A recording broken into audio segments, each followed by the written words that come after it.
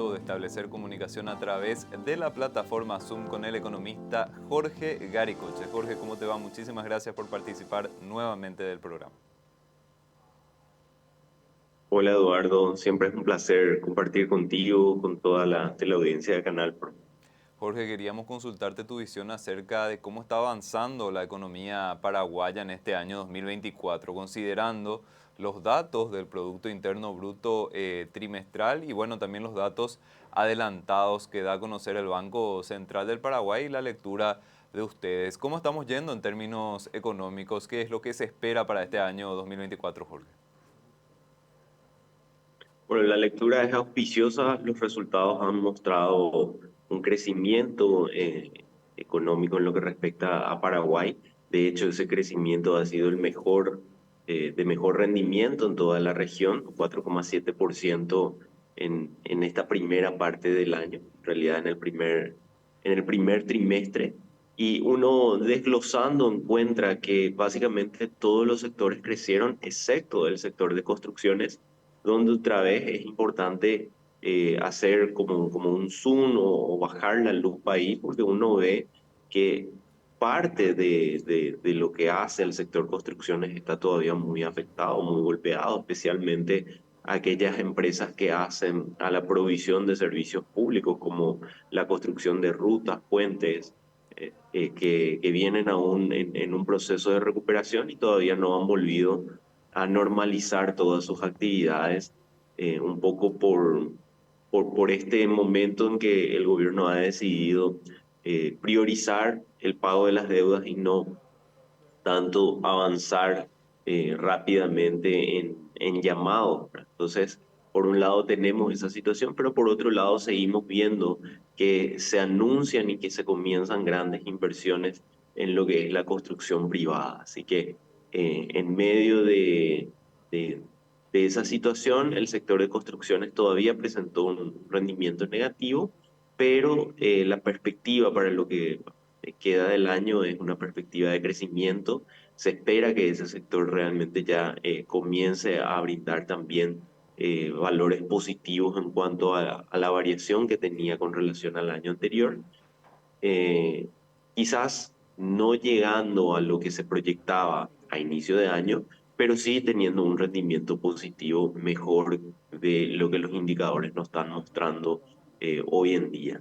Mencionabas también algunos indicadores adelantados, ¿verdad? Los indicadores de confianza siguen mostrando que las buenas expectativas que tienen los agentes económicos, eh, avalando un poco esto que mencionaba, buen año económico que se proyecta con buenas perspectivas hacia adelante.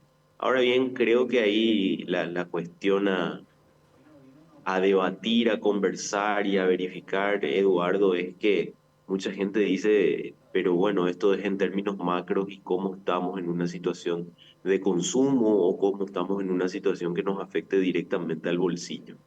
Y creo que acá es donde tenemos que insistir en los grandes desafíos que tiene el país, en los desafíos de seguir avanzando en los procesos de formalización, de seguir avanzando en tener un crecimiento mucho más inclusivo, de tener un crecimiento que realmente se sostenga en el tiempo. Porque si bien estamos creciendo en lo macro, si bien estamos en una etapa y en un proceso de recuperación y de normalización de esa senda de crecimiento económico que se vio muy afectado en los últimos años, recordemos que desde el 2019 Paraguay tuvo muchas complicaciones en el crecimiento económico. Primero tuvimos efectos por la sequía, luego apareció la pandemia, posteriormente volvió a aparecer la sequía y ahora como que estamos retomando esa senda de crecimiento que veníamos teniendo. Eso, por supuesto, afectó muchísimo a los ingresos y mientras los ingresos se veían afectados, los precios se iban elevando. Al punto de que hoy los economistas estamos hablando de la estabilización de precios, la normalización de los valores de inflación, pero mucha gente sigue afectada por esta situación que describía. Si bien hoy los precios crecen a un ritmo mucho menor de lo que venían creciendo, los precios siguen creciendo y que cuando uno empieza a desglosar de vuelta ese número macro que es la inflación, se encuentra con cuestiones como que el combustible hoy presenta cuanto menos 30-35% más de lo que representaba en una situación prepandemia. Ni qué decir en una situación de los alimentos, donde Paraguay incluso se encuentra entre los 10 países con mayor variación de precios de alimentos, ¿verdad? Eso a nivel global incluso. Y decía, en este tiempo los ingresos no han acompañado ese ritmo de crecimiento, por lo que se resiente mucho más en la situación del bolsillo, en la situación del consumidor. Ahí un poco también lo que mencionaba, ¿verdad? Por eso es importante seguir avanzando también en aquellas cuestiones que nos permitan realmente tener ingresos perdurables e ingresos de calidad que no estén eh, tan sujetos a grandes volatilidades que se puedan ir dando en medio de estas actividades económicas. Y me refiero concretamente a las cuestiones que hacen a la informalidad laboral. 7 de cada 10 paraguayos que está ocupado todavía sigue trabajando en cuestiones de informalidad, lo cual genera una gran vulnerabilidad en lo que son sus ingresos. Jorge, el presidente de la República recientemente dio su informe de gestión con énfasis en cuestiones económicas como el crecimiento, y ya lo estabas diciendo, Paraguay tiene un panorama positivo en términos macro, pero siempre hay que analizar lo micro, el bolsillo, y este tema de la informalidad tal vez hay pocas alusiones del gobierno, digo bien, con relación a lo que serían estos trabajos para ir formalizando al país, teniendo en cuenta el alto costo que tiene la informalidad para la economía paraguaya y cómo también la informalidad impide que nosotros logremos mayores niveles de desarrollo dentro de nuestro país. Por supuesto, de hecho hay que reconocer que el Estado paraguayo viene realizando algunas acciones en cuanto a intentar combatir esto. Creo que todavía hay muchos espacios para seguir profundizando esas acciones y realmente poner en una agenda política este desafío que esté entre los principales objetivos, ¿no? Mencionaba un poco en la medida que comenzaba este periodo de gobierno, que de los grandes objetivos que debería trazarse era, por un lado, esa obsesión por el crecimiento económico, retomar estos niveles que un poco nos estamos encaminando, ¿verdad? Con un gran aporte, por supuesto, del sector privado. Y por otro lado, esa obsesión también por reducir los niveles de informalidad. La informalidad también, al distorsionar el mercado, termina siendo un, una barrera, un inhibidor para generar mayores inversiones, ¿verdad? Porque cuando uno va a tomar una decisión de aquí en adelante y va a decir, voy a realizar una inversión en A o B sector, sabe que se puede llegar a enfrentar a un mercado que puede estar distorsionado y que con esa distorsión genere un diferencial eh, en cuanto al precio, genere un diferencial en cuanto a cómo se llega al consumidor final. Por lo tanto, es un tema a mirarlo, a tener en cuenta.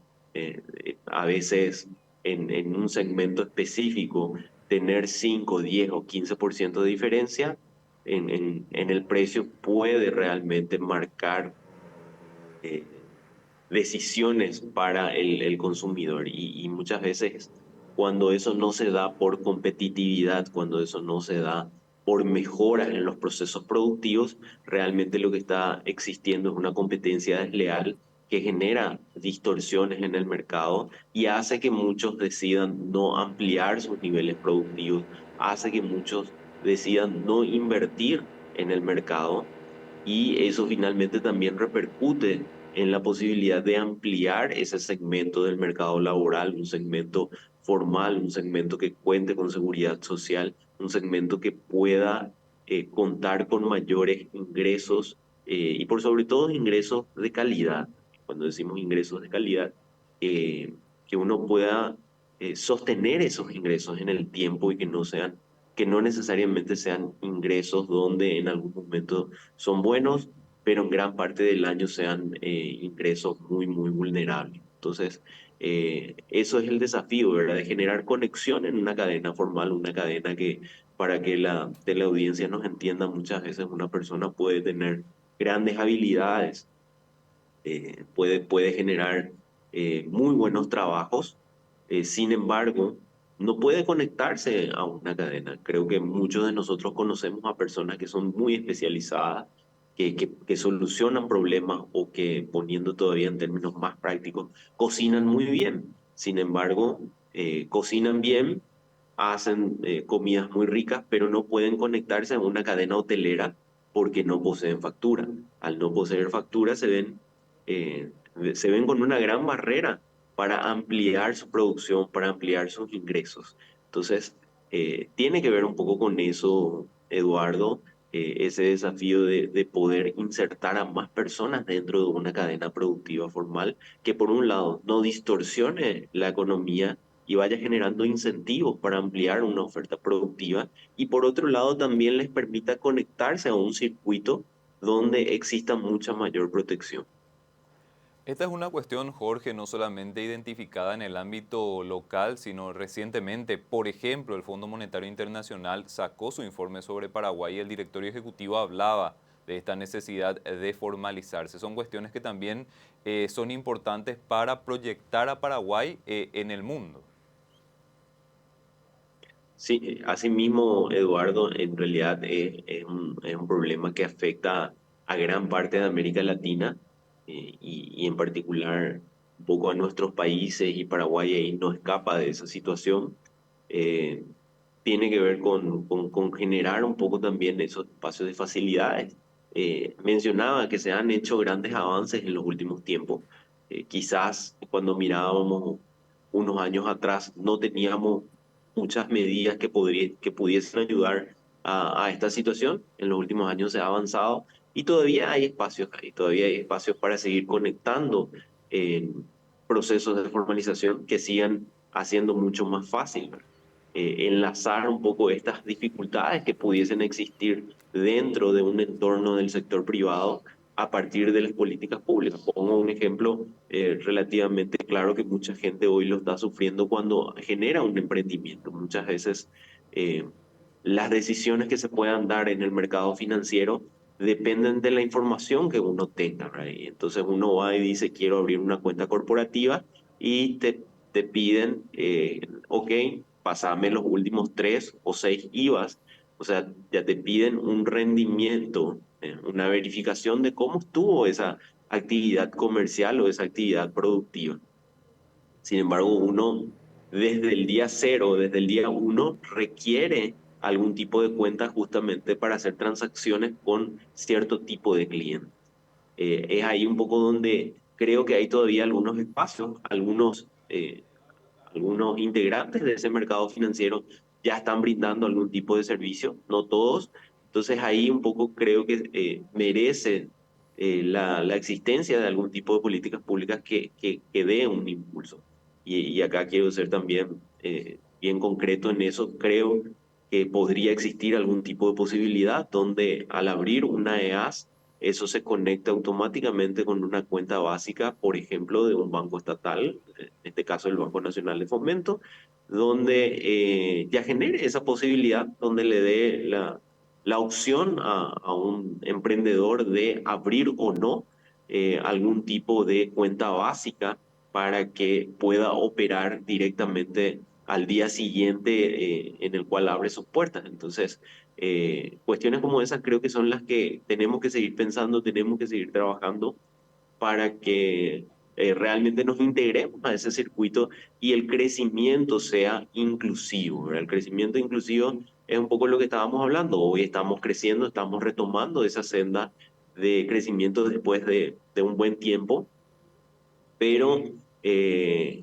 los comentarios que escuchamos y que vemos nos hacen reflexionar sobre a quiénes está llegando todo este crecimiento, ¿verdad? Por supuesto que en un proceso de crecimiento es mucho más fácil hablar de estas cuestiones, nos permite pensar sobre estas cuestiones, pero son cosas que no tenemos que dejarlas de lado y enfocarnos para que ampliemos nuestras oportunidades y que eso se vuelva sostenible, que no sean unos pocos años de buen crecimiento y luego nos volvemos a enfrentar a un par de circunstancias o problemas o desinversiones que puedan llegar a tener desde el sector privado. Es importante proteger las inversiones que se están realizando, dar garantía, dar seguridad jurídica, proteger eso, porque el costo que pueda llegar a tener la no formalización o la informalidad, tanto para las unidades económicas como para las personas, termina siendo muy alto.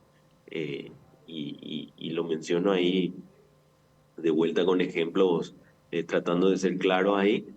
Muchas veces el generar algún tipo de actividad económica que no necesariamente cumpla con todos los procesos formales, genera ingresos y uno puede subsistir a través de esos ingresos, pero cuando empiezan a aparecer algunas cuestiones donde uno no encuentra una cobertura o una protección, ejemplo, en términos de salud, termina viendo muy afectados todos los ingresos que pudo haber generado. Incluso por encima de esos ingresos terminando muy golpeados y recurriendo a algún tipo de deuda. Entonces, es importante tener ese tipo de coberturas. La formalización tiene grandes ganancias en ese sentido. A veces decimos que ser formal puede ser costoso. Efectivamente, hay algunas cuestiones donde seguramente hay que avanzar, hay que mejorar y hay que buscar cómo optimizar eso, pero el ser informal tarde o temprano nos termina siendo mucho más caro.